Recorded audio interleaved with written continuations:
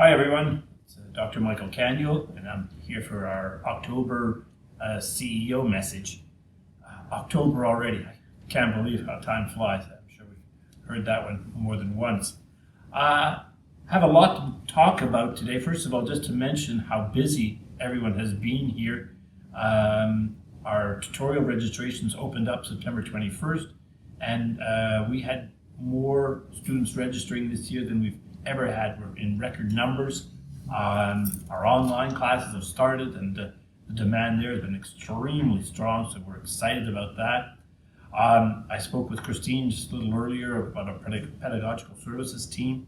They're attending a CE meeting right now, 3 days, and they've just not stopped. And same thing with our PRT team. The I Belong project is really humming along, and we've got, again, amazing number of participants. So keep it up, guys. I'm very excited and pleased that we're doing so much and so well this early in the year. I came across a saying, it was over the weekend, about teaching and education, and then it got me thinking. I wanted to share it with you. It says, the best teachers are those who show you where to look, but don't tell you what to see. Wow, that's really a powerful message. Where to look, but not what to see. And really, I guess implicit in that kind of a message saying is that there's something special about effective pedagogy.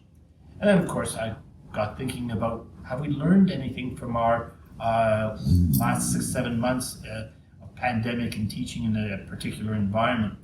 And I've got a little story to tell you. Someone was mentioning to me earlier today that one of their math teachers, their children's math teachers, decided that he was going to improve his online classes by now going to the board and recording himself working at the board instead of talking to the kids.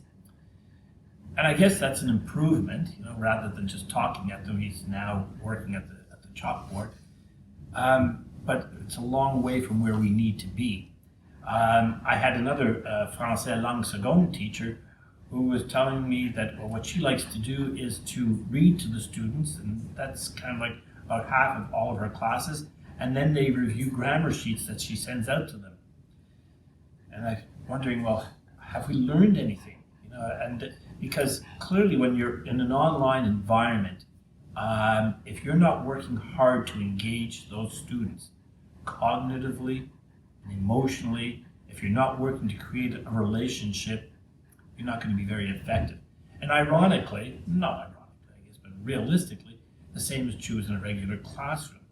So I have to ask myself, and I'm wondering, are we learning anything from this particular pandemic and working in an online environment? The funny thing is that at the same time that I'm having these discussions, I'm talking to other people who are in the business world. And 60-70% now who are working in offices are now working from home. Ironically, they've learned how to collaborate. They've learned how to message and function in a very effective way in an online environment. So I wonder why business so quick to adapt and adjust, and we're still struggling in the world of education. Now, that doesn't mean that it's not happening in certain places. There are pockets of excellence. There are always pockets of excellence. For whatever reason, we're having a tough time getting those pockets to really expand and become the norm as opposed to the exception. But we're living in interesting and serious times.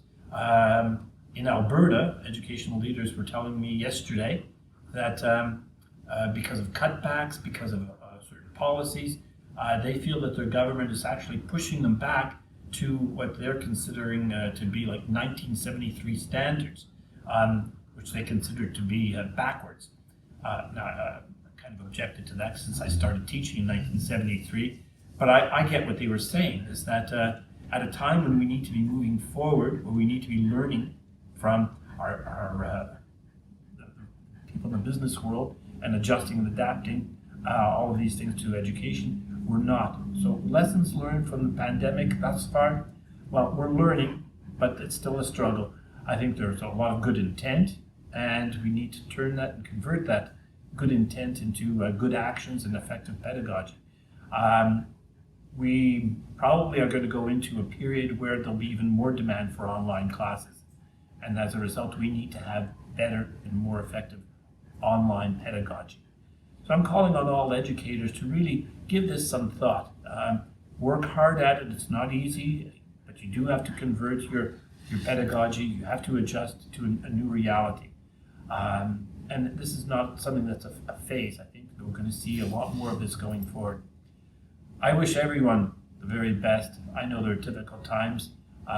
Call on us, learn. We're ready to help you out in whatever way we can, and we'll be there for you. Good luck, everyone. Hang in there. Be safe, be well.